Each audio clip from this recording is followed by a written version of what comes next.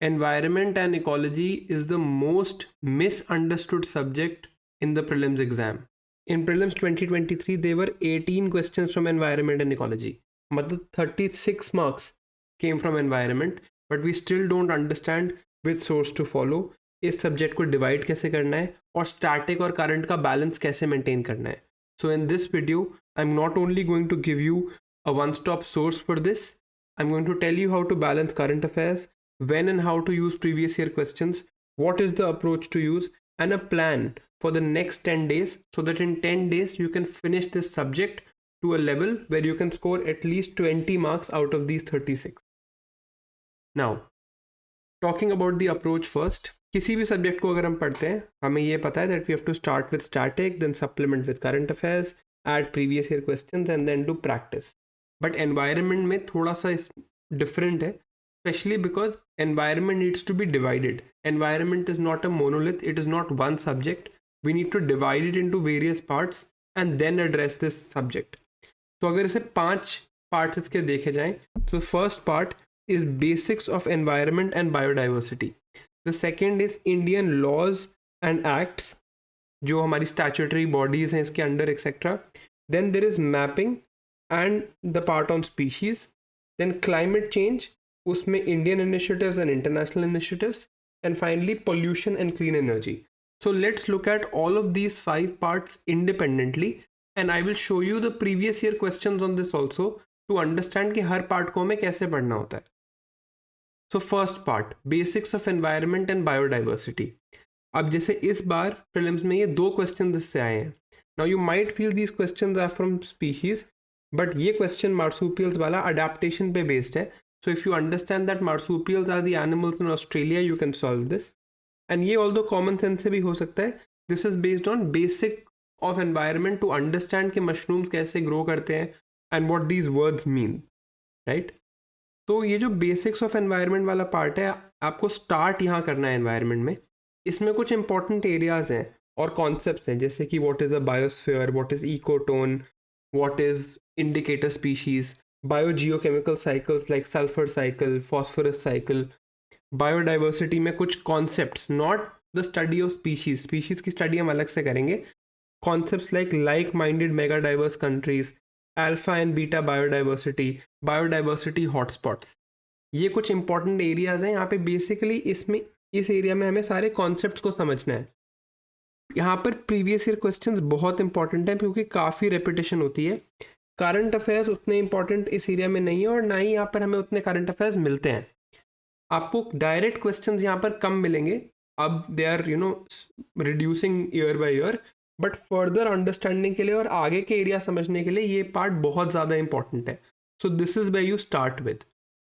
Then the second part is Indian laws and acts, जिसमें basically हम सारे India के एनवायरमेंटल लॉज को अंडरस्टैंड करते हैं. तो we have to understand the laws and their interplay.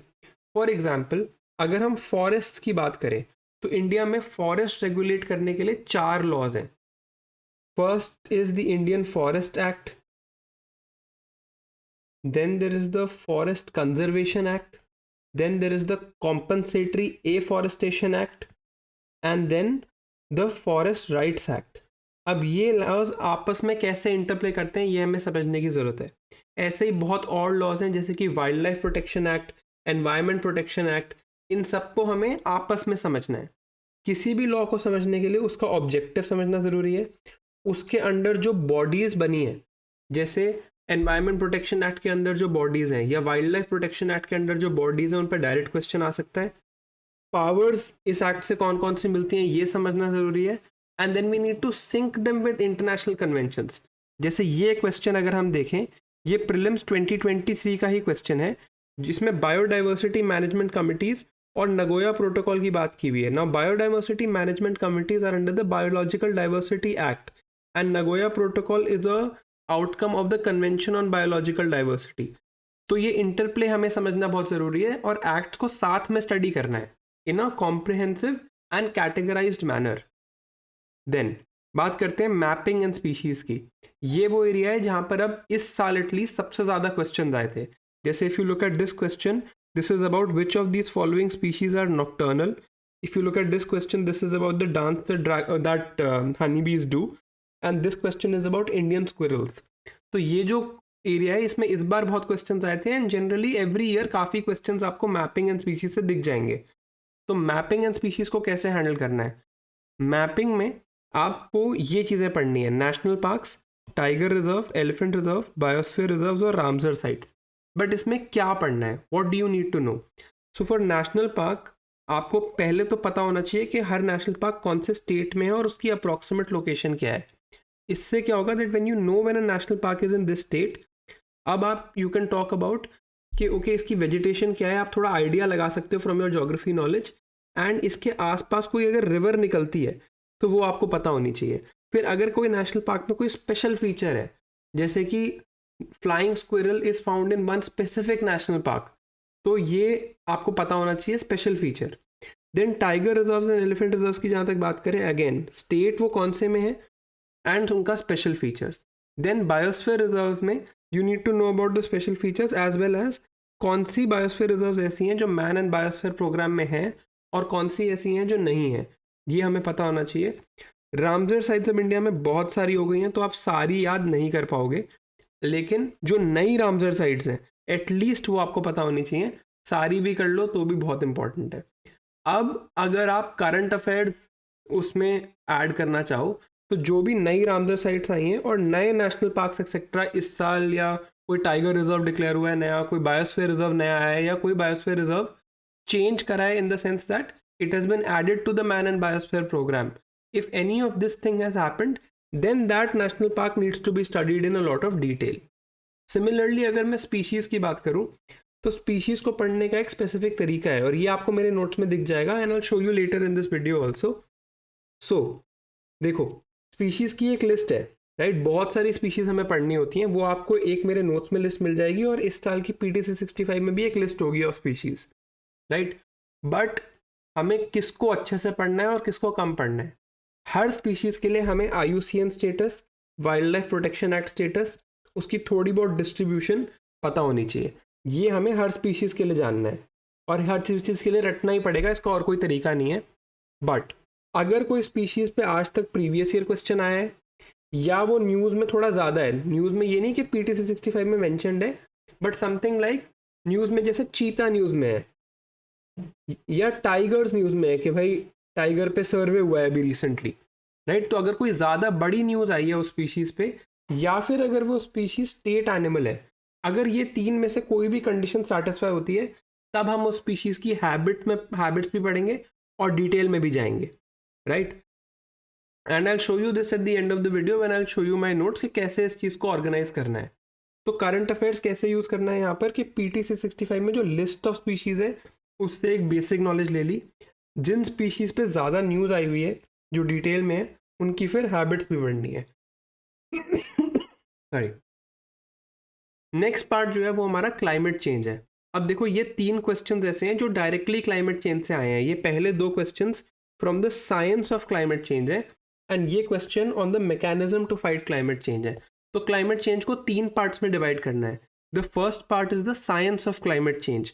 यहाँ पर हम ज्योग्राफी से सप्लीमेंट लेके हेल्प ले सकते हैं to understand things like green house gas effect, how does the ozone layer get depleted, what are natural green house gases and man made green house gases, short lived green house gases and long living green house gases etcetera etcetera. ये तो science वाला part हो गया, इससे काफ़ी questions आते हैं. Then you need to deal with कि इस क्लाइमेट चेंज जो हो रहा है इस पे एफर्ट्स कैसे हो रहे हैं वर्ल्ड वाइड और इंडिया के क्या एफर्ट्स हैं. जैसे इंटरनेशनल कन्वेंशंस क्या हैं एंड इंडियन एफर्ट्स.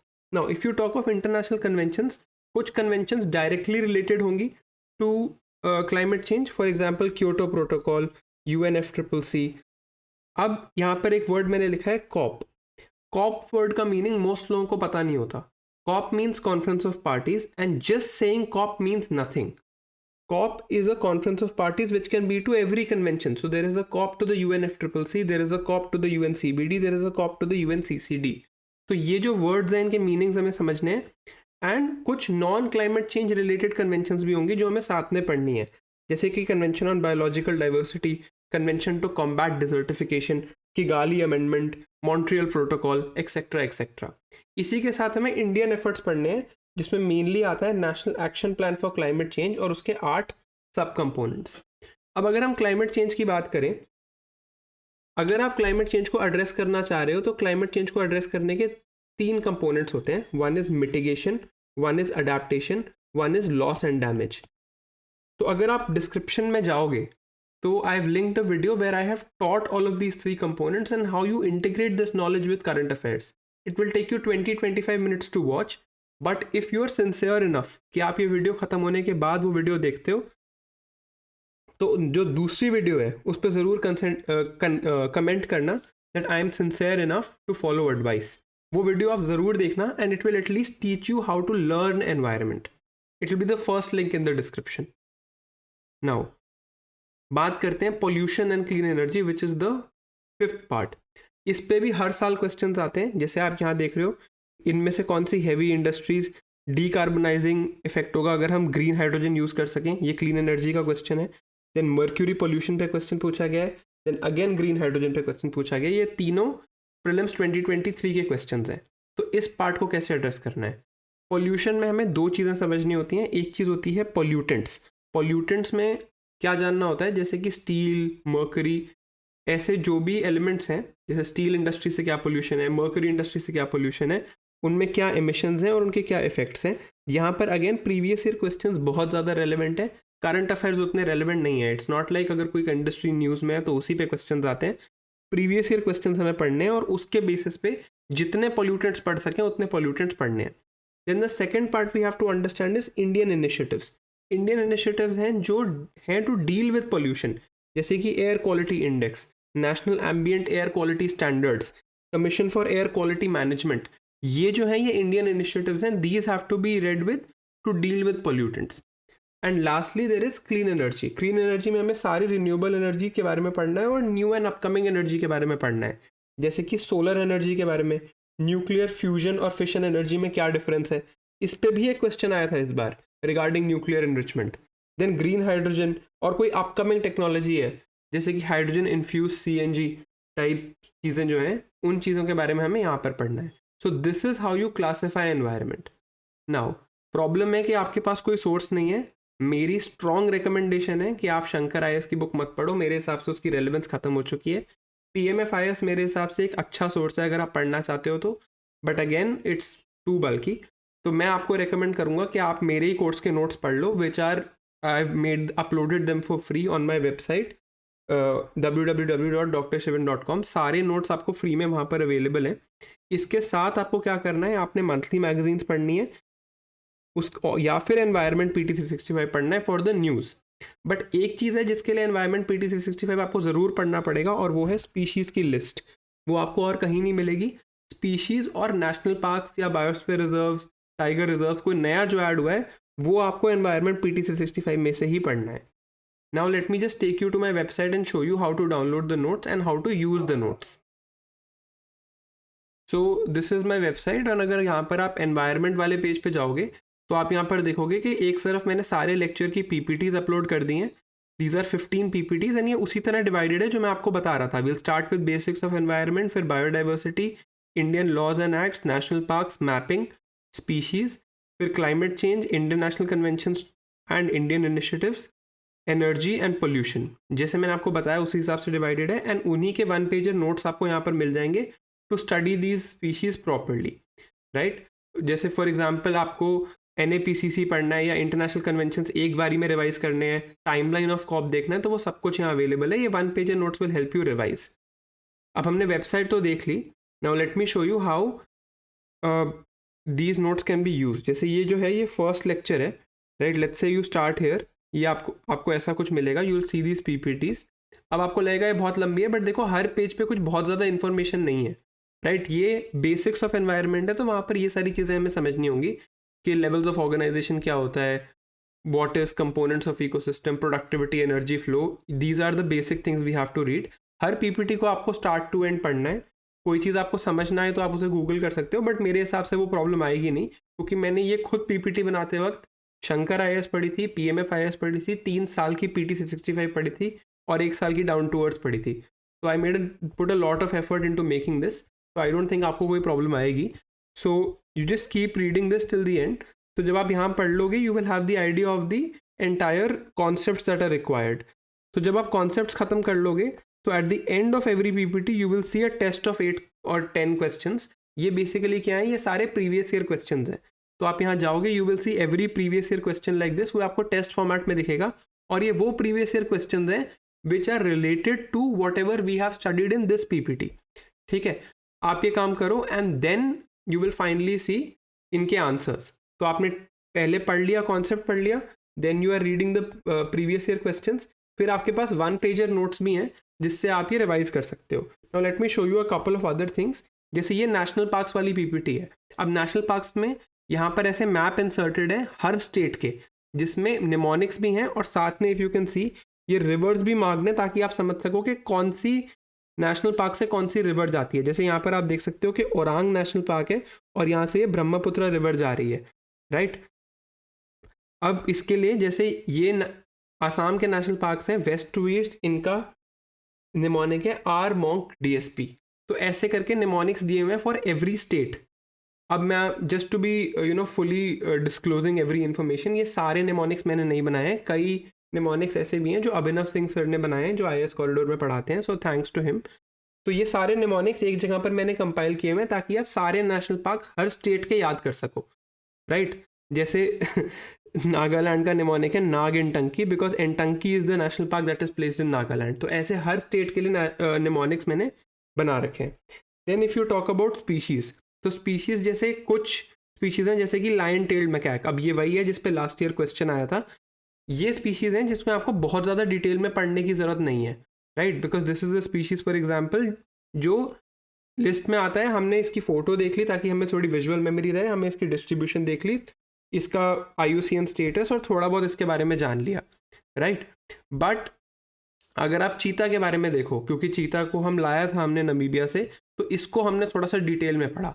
तो हमने चीता को समझा, अफ्रीकन एशियाटिक चीता का डिफरेंस देखा, इसके कैरेक्टरिस्टिक्स, इस प्रोजेक्ट क्या है इसको कंजर्व करने के लिए, एक्सेट्रा एक्सेट्रा। पूनो नेशनल पार्क क्यों यूज़ किया, ऐसे करके। जैसे एलिफेंट भी बहुत बार न्यूज़ में रहता है तो इसको डिटेल में पढ़ा। बट जो बाकी स्पीशीज़ हैं उनको सिर्फ उनका एक बेसिक आइडिया, उन पे एक एक स्लाइड्स हम पढ़ लेंगे। लास्टली अगर हम 1 पेजर नोट्स की बात करें तो जो इंटरनेशनल कन्वेंशंस होती हैं उनमें सबको कन्फ्यूजन रहती है, तो उनको ऐसे ऑर्गेनाइज किया गया है। जैसे for example the timeline of international conventions, ये देखो बेसिक कॉन्सेप्ट्स, फिर स्टॉकहोम कॉन्फ्रेंस में क्या हुआ, फिर नायरोबी, फिर UNCED, फिर Rio+10, Rio+20 एंड अब Stockholm +50।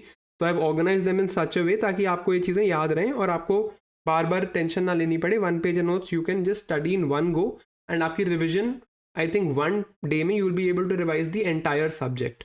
So this is how you can study environment. You can just go to this website and download the notes. कोई doubts हैं तो you can ask them, and I haven't been able to take a lot of live sessions. I don't know अगर आपको आवाज़ से समझ आ रहा है या नहीं. I have not been feeling very well. But as soon as I recover, I'll come back and take live sessions and जो doubts होंगे मैं address कर लूँगा. Now last चीज़ रह गई कि what is the plan that we need to follow for the next 10 days. अब planning कैसे करनी है ताकि हम एनवायरनमेंट को 10 डेज़ में ख़त्म कर सकें, राइट। तो ये प्लान मैंने मंडे से स्टार्ट किया है, बट मंडे को होली है तो हो सकता है कि आप लोग ना पढ़ें उस दिन। तो मैं आपको ये रेकमेंड करूँगा कि आप आज से ही इसको स्टार्ट कर लो। सबसे पहले हमें ख़त्म करना है बेसिक्स ऑफ एनवायरनमेंट। यहाँ पर 2 इसलिए लिखा है because these are the first 2 lectures. तो आपको पहले 2 लेक्चर इस दिन तक ख़त्म करने हैं, पहले 2 PPTs बेसिकली। Then you talk about Tuesday, यहाँ पे बायोडाइवर्सिटी एंड एक्ट्स के बारे में, दिस इज़ 4। Then national parks, wild life sanctuaries, elephant reserve, Ramsar sites 6, ये 3rd डे पे। Then species till PPT number 7, ये हमें 28 तक ख़त्म करना है। अब एक दिन मैंने यहाँ पर रिविजन के लिए रखा है, ये दिन आप मंथली मैगजीन्स के लिए भी यूज़ कर सकते हो अगर आपके पास टाइम है तो। देन देर इज़ नेक्स्ट हमें सर पढ़ना है फिर क्लाइमेट चेंज, अगेन 2 लेक्चर्स पढ़ने हैं, लेक्चर 8 एंड लेक्चर 9। फिर इंटरनेशनल कन्वेंशंस पढ़ेंगे, वो क्लाइमेट चेंज से रिलेटेड ही है, 10 और 11 यहाँ पर हो जाएगा till 11th lecture. Then India's initiatives and clean energy, ये हम उसके बाद पढ़ेंगे टिल 13, तो लेक्चर 13 तक हो जाएगा। एंड एनर्जी एंड पोल्यूशन, तो टिल लेक्चर 15। उसके बाद अगर हम बात करें वेंसडे को जो 3rd अप्रैल है, हम एनवायरनमेंट का टेस्ट देंगे और एक CSAT का भी टेस्ट देंगे। टिल 3rd अप्रैल हमें मंथली मैगजीन ख़त्म करनी है टिल नवंबर, तो सिर्फ दिसंबर की मंथली मैगजीन रह जाएगी, वो हम आर्ट एंड कल्चर के साथ करेंगे जो हम 4th अप्रैल से स्टार्ट करेंगे, right. Now Thank you for watching till the end, especially if you have this focus. I am actually proud of you because I know मेरी आवाज़ भी ठीक नहीं है इस वीडियो में, but you've stuck with me for 20 minutes. अगर आपको नोट्स देखने हैं तो just go to my website, वहाँ पर एनवायरनमेंट वाली टैब में जाइए और आपको सारे नोट्स एक बारी में डाउनलोड करने को मिल जाएंगे. And if you are serious about this and sincere about this, मैंने आपको 2 टास्क दिए हैं. Firstly, comment in this video, I will finish environment in the next 10 days and enforce that with you. Second thing you need to do is, description में first link है of a video where I've taught how to study climate change and how to link it with climate with current affairs. अगर आप उस video पे जाके उसको actually देखते हैं, 20-25 मिनट और लगाते हैं और अपनी लर्निंग को ऑगमेंट करने की क्षमता रखते हैं, तो वहाँ पर भी जाइए एंड वहाँ पे कमेंट करिए आई am sincere enough. And at least that will tell me how many people are sincere enough and वो मेरी advice seriously लेते हैं. Thank you for watching. I'm sorry for the delay in this video. I'm really not well in these past 3-4 days. But as soon as I recover, we'll do a live session and I'll cover जो भी आपके doubts रहेंगे environment related. Thank you for watching. See you next time.